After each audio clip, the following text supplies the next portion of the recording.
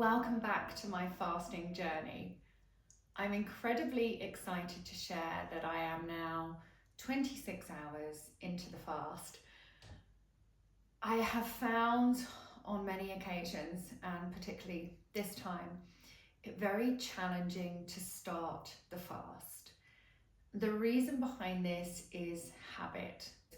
I find it fairly easy to fast throughout the day, but when it comes to the evening, it's that comfort thing and that habit thing of, oh, what do I do in the evening? I have dinner, I chill out, and I relax.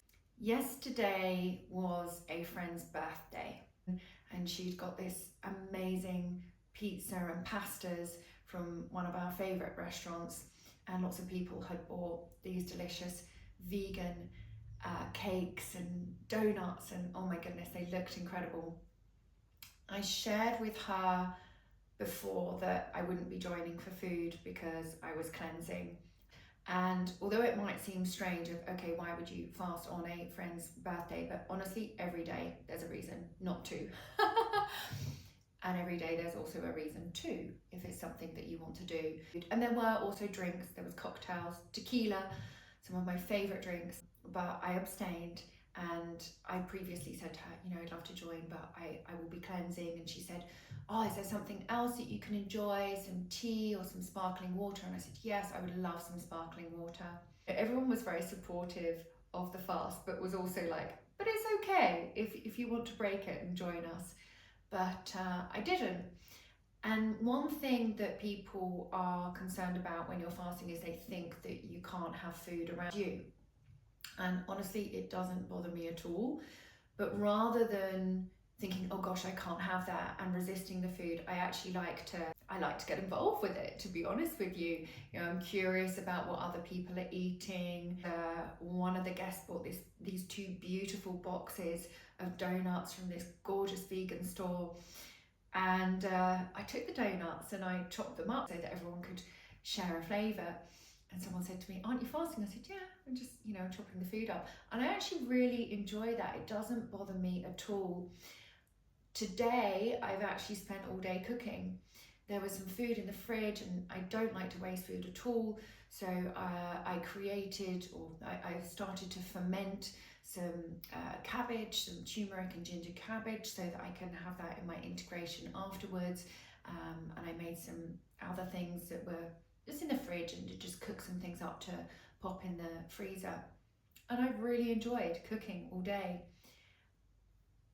And there are some times when, I will give in at that point. And there are other times where it's so built into my body that I feel that this is the right time to do the fast. That honestly, I feel better still interacting with the food, enjoying the food in a different way, the smells, the colours. Last night, they had gin and tequila and I was even like, oh, I'll have a smell. And that was it. I didn't need any more. Obviously, I've done this before where I've been out for dinners with friends in restaurants and I've just had a herbal tea or sparkling water, and I've thoroughly enjoyed that experience as well. It's better for me to be busy than to be at home thinking, oh, I'm by myself, what can I do? I'll get a snack. And actually also today, sometimes when I'm working, especially being at home working, if I'm teaching, it's a different story, but at home working, I want a reason to have a break. And sometimes that is having a snack. Whereas today, my reasons for having a break were going to check on the food or making the next batch of food. It didn't necessarily need to be the eating of the food, but the making of the food. And this is one of the first beautiful things to tune into when you're fasting is your awareness of your habits and how you can, I've got goosebumps actually saying that. Probably they're more on my legs than they are on my arms, but perhaps you can see them. How we can be more aware of our habits and how we can shift them to be more in alignment with what we truly want, need at that time.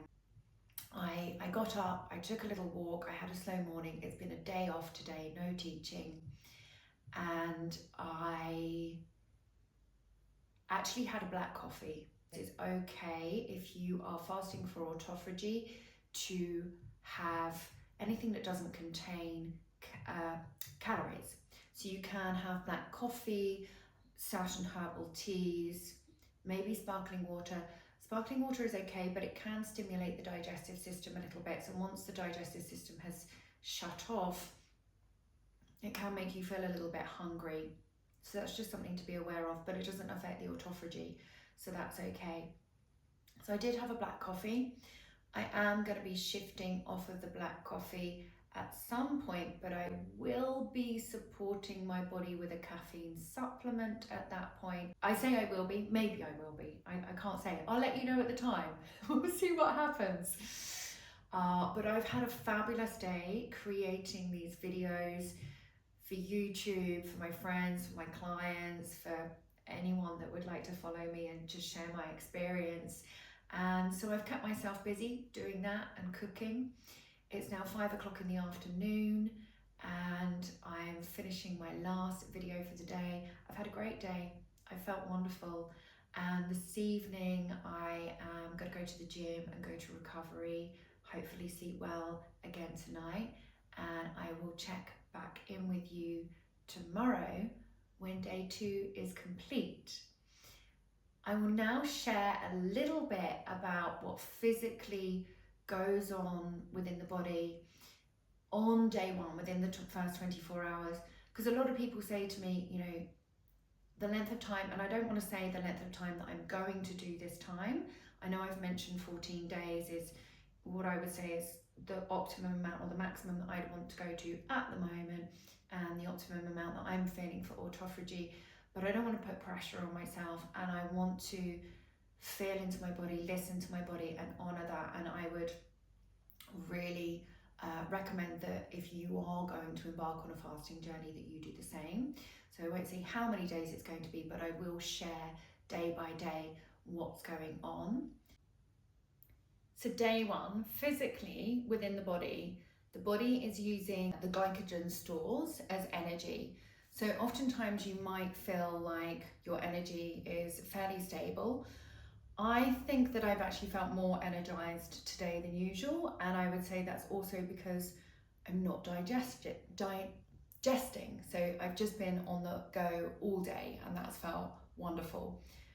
With what I'm going to share about the physical aspects now, it will be different with everybody, of course. So these are just guidelines or suggestions of what's happening around about these 24-hour time. The blood sugar and insulin levels will also drop. So you may experience hunger.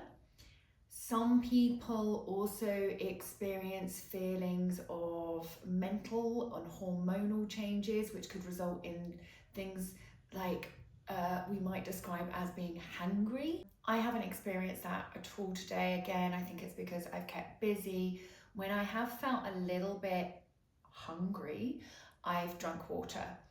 I also now try to visualize that if I do get any hunger vibrations in my belly, I visualize this as the fasting working in my stomach, shrinking and knowing that it's working, rather than thinking, oh gosh, I'm hungry, I need food. I think of it as, oh gosh, that sensation means that it's beginning to work. You do slightly shift towards fat burning, but honestly, that happens more as you go deep into ketosis. Day 3 is a good time where the body shifts into that once the glycogen stores have depleted.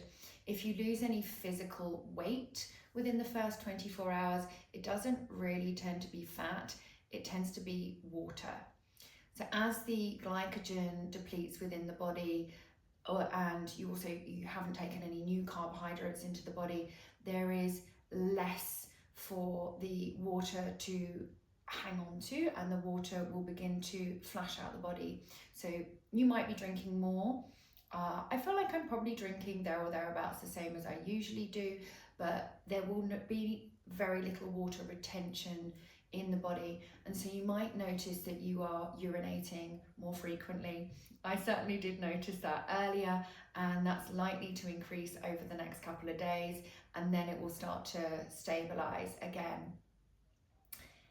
There is a little bit of early autophagy, but again, this doesn't really kick in until around 72 hours. I do notice in myself already, my eyes are looking brighter, my skin looks clearer, more glowing perhaps. I certainly feel lighter in the body, more energized.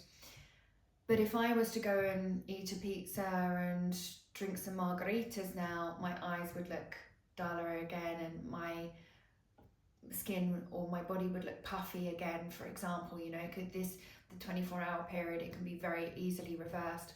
Whereas when we get into the deeper stages of autophagy, say for example, the scar that I had from my bike accident, when it gets lighter, that is then permanent change, permanent healing of that. The scar then, if I go back to eating regularly, or even if I was to change my diet to a processed foods and whatever else diet, the scar wouldn't go darker again. That has now been healed. So the initial brightness and lightness and energy and water loss within the body within the first 24 hours is kind of temporary. It feels great at the time. There are some benefits, of course, the digestive system having a rest, but mostly it's about shifting past those habits. Getting past the 24 hours, you can feel really proud of yourself for sure. So that's a little bit of a share about what's going on physically within the body in the first 24 hours.